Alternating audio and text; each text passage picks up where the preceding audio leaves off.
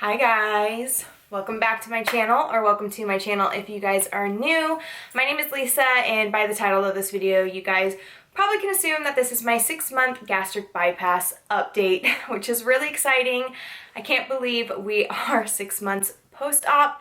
Sometimes I feel like my surgery was just yesterday, and other times I feel like it was 3 years ago. It's crazy. I wanted to sit down and talk to you guys a little bit about my journey so far with gastric bypass. So I went on TikTok and I asked you guys to send me some questions with what you guys wanted to hear about, and you guys sent me some good questions. So I'm going to go over all those questions, and then I'm also going to go over some other things that maybe weren't asked. If you guys want to see what I eat in a day videos, I put those on TikTok almost every single day. So if you're interested in what somebody who had gastric bypass can eat, check it out. My username is Lisa Bernoulli, but for now, let's just get into the questions. I have my handy dandy little paper here. I wrote some of the questions down. Most important question, I'm not gonna make you guys wait.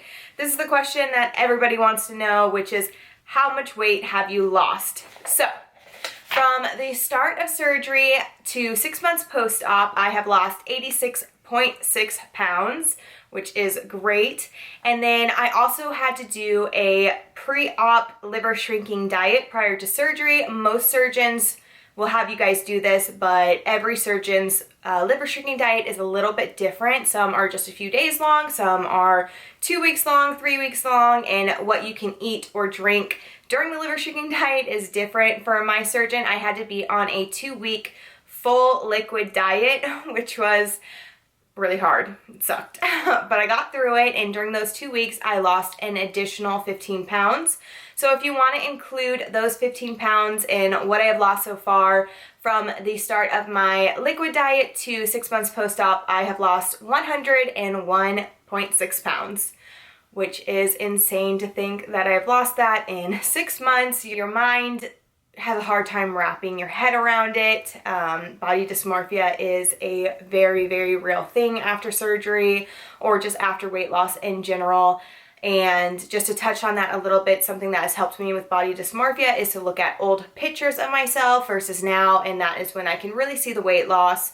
So I highly recommend taking pictures prior to surgery, and not just those before pictures where you're, posed to the front, into the side, into the back. Actually take pictures out in regular clothes, do candid photos. I wish I had more pictures of myself in street clothes. I was somebody that sort of hid behind people in pictures, so I don't have a lot of candid photos or pictures of me just in jeans at my heaviest, and I really, really, really wish I did. So definitely take pictures, please. That's one really big thing advice I can give you. Another question based off of weight loss is, did you expect to lose more weight at this time, or are you right on track? So I do want to say that I am right on track. My surgeon says that I am doing amazing. I'm rocking this. But to be honest, I did think I would lose more weight at this point. For whatever reason, before surgery, I thought at the 6-month post-op mark, I would have lost 100 pounds from my start weight of surgery, and I've lost 86.6 pounds. And when I hit 5 months post-op, I realized that I wasn't going to hit that 100-pound goal, and I did get sad for a split second. And then I had to be like, well, Lisa, are you doing this surgery to see a specific number on the scale, or are you doing this surgery to get stronger, have more endurance, be healthier, be more confident? And those are the real reasons why I'm doing this surgery, not to see a specific number on the scale. That is just an added bonus. The real reasons why I'm doing this surgery, and all those things have happened. I am so much stronger than I was before. My endurance has skyrocketed. I hope I'm not going in and out of focus. I really do. This camera is funky sometimes. But yes, all those things have happened. I just recently went on vacation to Colorado, and I was able to do indoor rock climbing. I did a harnessed rope course that was like really high up in the air. It was really scary. I did a zip lining adventure thing, and I didn't have to worry about weight limits or if I was physically going to be able to do anything. And that is something that I wouldn't have been able to do 86 pounds ago or 101 pounds ago, however you want to count it. So I am very happy with my weight loss, and just have realistic expectations. Did you lose any hair? Yes, I have lost so much hair.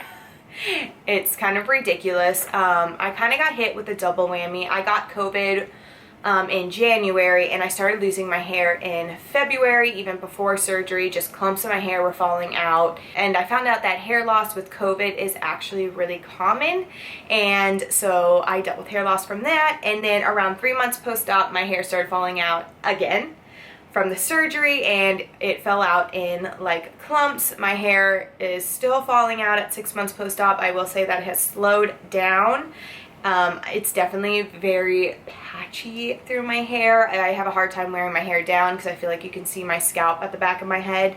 One thing that has really helped me is the Baltise Brunette dry shampoo. If I spray that on my hair, it disguises the fact that my hair is really thin. It kind of covers the patches and turns my scalp brown, but it works, and it has made my confidence with my hair a lot better. They did ask me if I've been doing anything to combat the hair loss, and all I'm doing is I take collagen. I try to hit my protein goals. I did talk to my surgeon about it, and she said that unfortunately, like vitamins and collagen, biotin isn't really going to help because it's not really a vitamin deficiency that's causing it. You basically put your body into shock with the surgery and the weight loss and all of that, so you just kind of have to wait it out, and it typically lasts for 90 days, and then it will start to grow back. And just about 2 weeks ago, I was looking at the top of my head in my hairline, and I see these little tiny alfalfa sprouts of hair, so I think my hair is finally starting to grow back a little bit. But yes, I have lost a lot of hair. I probably lost about half of my hair so far. What do you do when bad habits start creeping back in? So this is a really good question. I feel like a lot of people assume that weight loss surgery just fixes everything, but weight loss surgery does not fix your relationship with food at all. And cravings and bad habits are still going to be something that you have to deal with all the time. A bad habit for me prior to surgery was that I am a plate cleaner. I don't like to leave food left on my plate, and even if I am really full, if there's food on my plate, I'm still going to want to eat that food. So what I do is I know that my stomach can only hold between 4 ounces and 5 ounces right now, so I weigh everything out to be about 4.5 ounces. So that way, even if I do clean the plate, I know that that is the proper amount that I should be eating. Gastric bypass has helped me in this area though, because if I get full and I try to eat one too many bites, I will throw up and I will be uncomfortable, I'll be miserable, and it's not worth it to me. So it is teaching me a little bit of good habits in that department. Another one of my bad habits is I really like things like chips and pretzels and crackers and things like that, and those are slider foods, which means that you can eat a lot more of them and they don't have a lot of nutritional value for yourself.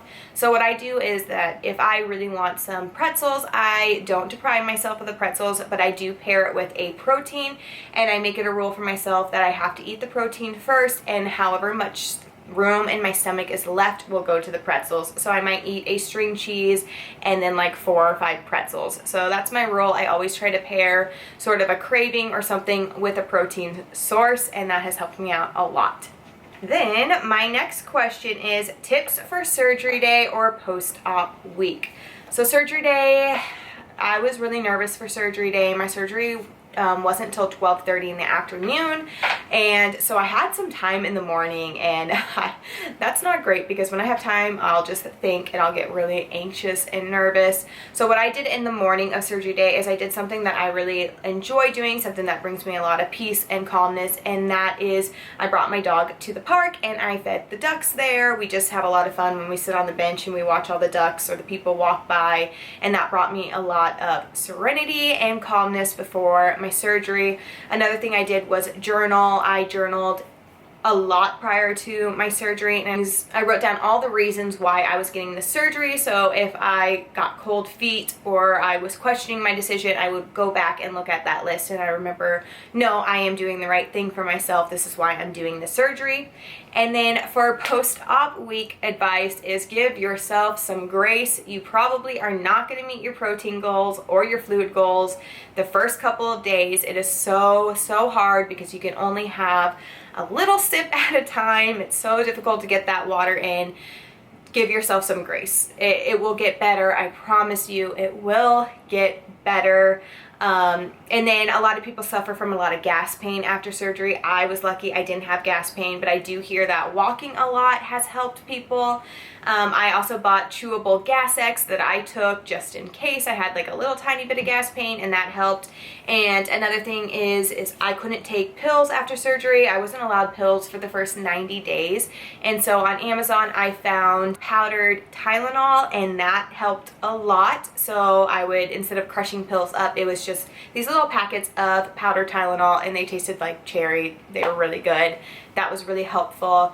Also, a heating pad helped because I felt like I did like 1,000 crunches. That was my pain, and the heating pad helped a lot. So those are the things that I did for my first week post-op. Just a lot of resting, a lot of walking, powdered Tylenol, and giving yourself a lot of grace. Don't be too hard on yourself. How much, oh, this is good. How much water can you drink at once, and has it gotten easier? Yes, water intake has gotten so much easier. I remember when I first got out of surgery, I was taking the little medicine cups, and I was just sipping that all day long, trying to get my 64 ounces of water in, and it was so difficult. I could only take really tiny sips at a time, and they had to have breaks in between. And now I probably take 3 gulps of water in a row, and then I have to kind of like stop and let it go down. But water has gotten a lot easier in some regards. Physically drinking it has gotten easier, but getting all my water intake in has gotten a little bit more difficult, because when I was in the early stages of recovery, I was drinking a lot of protein drinks, Gatorade, water, so I was getting those liquids in pretty easily. Now that I'm 6 months post-op, I am eating more, and I'm eating more frequently. And if you don't know, you can't eat and drink at the same time. You have to wait 30 minutes before you eat and 30 minutes after you eat to drink liquids. So I'm finding that the time that I'm able to drink water is getting smaller and smaller in between. So it's been a little bit harder to get the 64 ounces in. But I'm working on it. It's going to be a struggle, but give yourself grace. Another thing going off of liquids is, do you drink and eat at the same time? No, I do not. That is a rule for my surgeon for life. I am not allowed to eat and drink at the same time. I have to drink water before my meal, wait 30 minutes, eat my meal, and then wait 30 minutes to drink after. And I do follow that rule pretty much to the T. If I get really thirsty during a meal, I might take a sip or two, but typically I do not.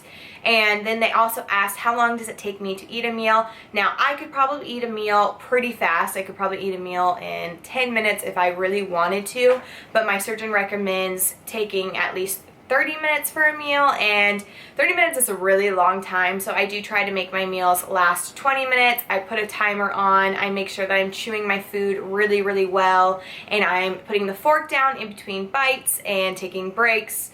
And so yeah, I try to stretch it out for 20 minutes, but it is hard for me because I am a fast eater. One thing that has kind of helped me is to not eat and watch TV at the same time, or eat and be on my phone at the same time. I just try to focus on my meal and how I'm feeling, so that I don't miss like my full cues, because sometimes I miss them, and then I am in the middle of chewing and I realize, oh no, I am full, and I have a bite of food in my mouth, and what do I do with this bite of food? Because if I swallow it, I might throw up.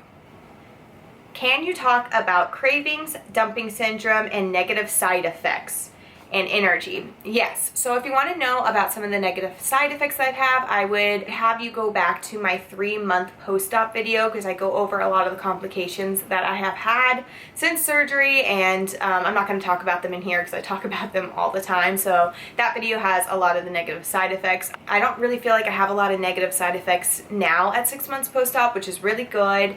My endurance and my energy is skyrocketed. It is so good. I'm losing weight, obviously, so I don't have as much weight to carry around me. I feel like I have a lot more energy, a lot more strength, a lot more endurance. Everything is great in that department. Dumping syndrome is a hot topic. I do not think I have dumping syndrome. I have never dumped in the entire 6 months of having surgery, and I have dabbled in sugar a little bit. I think last month, during my time of the month, I really wanted chocolate, and I ate some chocolate. I was fine. There was a time when I accidentally had a yogurt that had like 25 grams of sugar in it. I was fine. I've had a fried chicken finger when I was on vacation. I was fine. So I really don't think I'm somebody that suffers from dumping syndrome. I think it could be a blessing and a curse at the same time, because I'm gonna have to be a lot more careful than somebody who has dumping syndrome. Dumping syndrome kind of is its own little checking system of like, hey, you shouldn't be eating that and you're gonna get sick, and I don't have that, so I have to be really careful because I probably will be somebody that could eat a bowl of ice cream and be fine. So I don't have dumping syndrome, but I do have cravings, I will say that. I had cravings since day one of surgery. I woke up and I wanted pizza and hamburgers. Sorry, my dogs were barking, so I kind of lost my train of thought, but I was talking about cravings. I was somebody who had cravings pretty much right away after surgery. My cravings were so bad that I had tricked myself into thinking that I was actually starving. I was like, oh no, I'm one of those people that their hunger hormones weren't cut out and I'm so hungry. But as like the weeks went on, I realized that I was actually having cravings and I wasn't physically hungry. I actually didn't get my hunger cues back until about 2 weeks ago. That was the first time I felt a tiny bit of hunger, and it only happened one time. I still do have cravings. I definitely try to make healthier options. So if I really want a hamburger, I try to eat a lettuce wrapped burger. If I want pizza, I try to make like a chicken crusted pizza. I just try to have like healthier options, but I also don't want to deprive myself. So like I said, with the cravings with like pretzels and chips and stuff, I try to pair it with a protein, and that has worked pretty well for me so far. That's what I've been doing, but it's definitely going to be a lifelong process and a lifelong journey because obviously I have an issue with food. No one who gets this surgery doesn't have an issue with food. Have you ever experienced a stall in weight loss? Yes, I have. I have experienced little mini stalls since week 3. I would go pretty much every single week is the same for me. For about 4 days, I don't lose any weight. And then the last 3 days of the week, I drop 3 pounds. So that has pretty much been every single week for me. But I don't really consider those stalls because they only last like a few days. But now, 6 months post-op, I do think I'm in my first real stall because I've been at the same weight for about 2.5 weeks now. So what I'm doing to try to break out of the stall, I talked to my surgeon about it and she said with food, just keep doing what you're doing. The weight loss will eventually pick up again. But for exercise, to try to switch up your exercise because your body gets used to what you're doing, and at 6 months post-op is kind of the time frame where you need to sort of switch things up a little bit, try to trick your body and get that weight loss going again. And I think I have a question on exercise. How much exercise? When did you start? How much? And what do you do? So I didn't start exercising until about 3 months post-op because I had a lot of complications. I had a stricture where I wasn't really able to eat very much, so I didn't have a lot of endurance or energy to do anything during that time. I started at 3 months post-op and I started with just walking. Now I do the elliptical, I do some free weights at home, and what I'm gonna do to sort of try to get out of this stall is I think I'm gonna start doing like a little bit of Pilates or HIIT exercises. I'm gonna start doing that this coming Monday, so tomorrow. So that's what I'm doing to try to break out of the stall. If I still don't break out of the stall, I might consider lowering my carb intake a little bit, just trying to trick my body a little bit even more. So those were all my questions that I got off of TikTok. And I think that covered like a pretty broad area of what I've been dealing with the last 6 months post-op. Everything has been going really good. I'm able to eat a larger variety of foods. I don't really have any intolerances, which I'm pretty lucky about. Chicken is going down a lot better for me. I remember at the 3 month post-op I was telling you guys that chicken was really hard for me and eggs were hard for me. Eggs still give me a little bit of trouble. I can eat a over easy egg really well, but a scrambled egg sometimes is a little bit rough on me, but definitely a lot better than it was. So I hope you guys enjoyed this video. If you guys have any more questions on my gastric bypass journey, or you want another question and answer video, leave your questions down below or go to my TikTok and leave questions. But that's all I have to say. So thank you guys so much for watching, and I will see you in my next video. Bye.